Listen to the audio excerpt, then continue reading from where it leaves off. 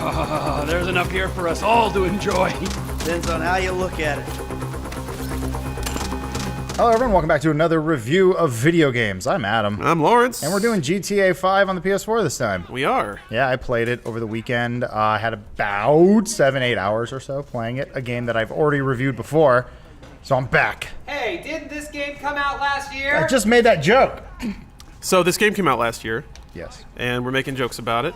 I guess first of all, what were your thoughts on the original GTA? How'd you land on that? I mean, to quickly recap the review, it was a game, when we were doing scores, I gave it a 10 out of 10. I thought it was a perfect game. This is before GTA Online. I did not factor that into it. In terms of a GTA game, since San Andreas, it was by far my favorite one of the series. Even reflecting back on it, it is my favorite of the series. And going through the PS4 version actually reminded me of that, of why it's so good. And I think actually since a lot of the updates that Rockstar put into it, it just made me appreciate the game that much more. But it's just the perfect open world game. I love everything about it. The resistance! It ain't supposed to go down like this. Okay, so here's the box quote. Would you say, quote, the perfect game got even better? Actually, no. My quote is, the best game of last year happens to be the best game of this year. That's really, this year has been kind of, not abysmal, but it hasn't been that great. There have been a few gems here and there, but goddamn you, Rockstar, for re-releasing the same game that I loved last year and making me play it again and actually appreciate it even more now. And they did a lot more than just crank up the pretty graphics. Yeah, that was helpful. That was nice. That was actually probably my biggest complaint of the last gen version. Even though for what it was running on, my God, that game looked good. There were some times when you would turn the HUD off and just look at it and go, "Oh my, this is great." Now those graphics kind of shine through. It is only 30 frames a second. That's okay. I am waiting for the PC version where we can finally play it at 60 frames. I'm very excited about that.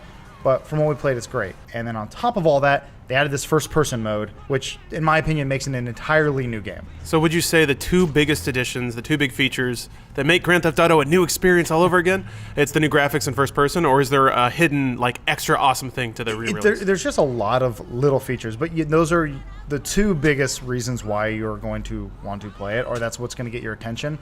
The better, the increased draw distance, just how clear everything looks. Things load a little bit faster. I think looking at some tests online, people were noticing that they shaved maybe about 45 seconds to a minute off of load times. Not bad. Nothing too crazy, though. I mean, get up and go get a drink, come back, and your game's ready to go. Okay, so the loads are still pretty hefty? Not too. I mean, the fact that it does open up, it loads the entire game. Yeah. And then that's really it. GTA Online was working, actually, this weekend when I played. That did have some load issues. Sometimes got kicked out of servers. People got kicked out randomly. But the time that I got in there to play, it was still a lot of fun. Trevor!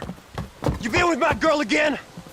I'm speaking with you, asshole! Okay, well, since they're the two main new additions, I guess let's talk about the graphics and then talk about first person. So Yes. First, the graphics. You talked a little bit about how good it looks, but is it something that wears off, or do you still look at it after 8 hours and you're like, holy crap, this is still an amazing game? Well, it's like any video game. You look at the screenshots or the bull shots, as they call them, when you look at that, the game's never going to look like that. The thing is always constantly in motion. What you do notice, though, are the details. There are times when you'll just pull off to a beach, or you can see numbers on the side of a building a lot clearer. You just pick up on those things a lot more, just the little things. And so for that, it doesn't really ever get old. But at the same time, yeah, of course, the game's going to eventually just blur into a big thing of fun. And that's kind of the point. You just get immersed. But you actually see those details even more when you go into first-person mode. Okay. That's a good segue. Hey. I like it. So first-person mode, we had a lot of speculation about the trailer when it came out. My biggest curiosity is how viable is it to actually play in first-person for extended periods of time? So this is actually the thing that I was really impressed about. If you go through the control scheme, there are a bevy of options. They have alternate first-person shooter, standard first-person shooter, southpaw. They have all these different modes, so when you go into first-person, the control scheme changes. You don't have to go in and change it every time. The control scheme will be based on where you are in the game, what you have chosen. So you can jump from third to first-person, no problem, and the control scheme will change along with it. And so when I go into first-person, it pretty much plays like Call of Duty. It's like a little mix of Call of Duty and Halo. You got to click in on the right thumbstick to go iron sights.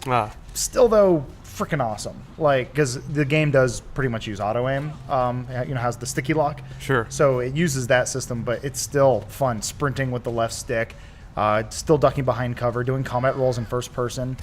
everything is super cool in first person. It is, like I said, it's like playing a different game. Yeah, but you mentioned driving was nearly impossible from first person perspective, right? For me, actually, personally, I prefer driving in first person from the bumper view. That's the easiest thing for me because then nothing is obscuring my vision. That I could not actually find in the game. It's taken over by the new first person where you're in the car. It's super immersive. It's really cool, but I kind of missed that bumper vision. Well, yeah, and you mentioned also that there are options to set the camera based on your game state. So, like, you can play out of a car in first person, then when you get in a car, it shifts into third and things like that. It was actually one of those moments 2 days ago when I was playing. And I'm like, man, you know what? This would have been perfect if they would have allowed this. So I didn't have to keep switching my view every time I got into the car. I was like, I bet they put that in there. So I go through the menu, and of course, there it is. When you're in first person, you get into a car, it pops out into third. That is an option in the game. Like, they freaking thought of everything. You can actually change the field of view in the game. I think it only goes up to 75, but you never see that in a console. Definitely not. And you can turn off head bobbing so the game is not so jarring when you're moving around. They did a lot of nuances, like things that are not actually found in most first-person shooters are in this game. Like, this game that isn't supposed to be a first-person shooter is outdoing first-person shooters. Jeez. Come on, we're having fun, right? You wouldn't know fun if it sat on your face. I guess maybe the question in everybody's mind is the amount of content and the additions. Was it worth the time between the last gen and this gen version? Do you think they put a year's worth of work into this package? Yeah, I think it's actually perfect coinciding with the new consoles. It's been enough time that Rockstar has had time to learn the new consoles, and also we usually never get a game this quickly from Rockstar. Even though it is a re-release, to get a game this polished is actually really nice on new hardware. So if you didn't play GTA on the previous systems, you are the luckiest person in the world, because this is like the definitive version of the way to play the game now that it's been patched and it looks prettier than ever. And as someone who loved the original one, or I guess the previous version, I was having a great time just going back and playing through the single player.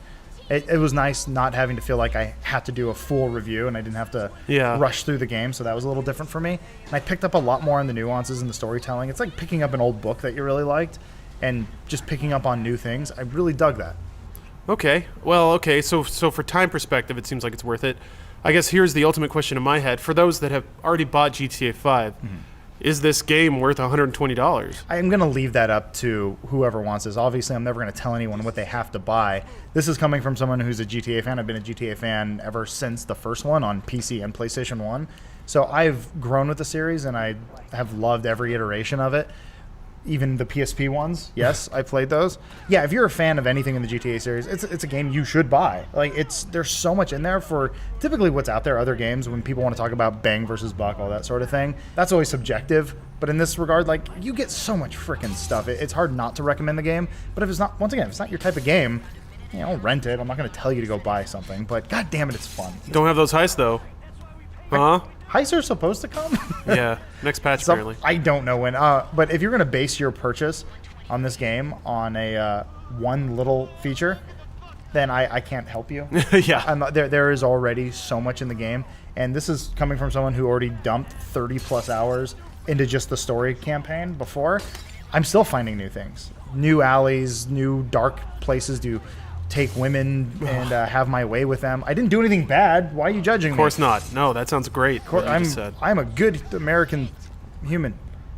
Okay, well, got sounds like a hungry. pretty great package. Can you, in the dark recesses of your mind, think about anything negative about the re-release? Yeah, I do have. There's a couple negatives, but and once again, you're just looking for blemishes in Sure. what's already pretty much a perfect game. Well, the internet's going to do it, so you might as well. Open world games tend to have their fair share of glitches. There was a couple times where there was a car just kind of halfway in the ground, and it just popped up and hit me and like kind of knocked me over. Funny stuff though. I enjoyed it. Nothing was really game breaking. I'm going to keep going back to GTA Online. It's still obviously in beta. It is a fun addition to GTA 5. It's not the reason why you should buy GTA 5, but it still has performance issues, getting kicked out of games, just weird sort of network issues. But I will say, actually, on the subject of GTA Online, the character models don't look like freaks anymore. They actually look like somewhat normal human beings. My character looked like a freak because I went in and I decided to do that, but I made her cheekbones look weird, and there's actually a lot more options that you can do with the character creator, which I super appreciate. But yeah, just they got to hammer out some of those online issues, which I imagine even what we see today is probably going to look way different a year from now. But it's also really nice to see them still supporting it. this long. A lot of online games don't get supported for as long as GT Online has been. Okay, so it sounds like ultimately there are things that are still kind of broken about it, but the things that do work so well, it's not even worth like chasing down those. I was gonna say, on GTA's worst day, it's better than a lot of the games, newer open world games that get put out. Bam, box quote. Yeah, more box quotes for you, Rockstar. God, we're good at this.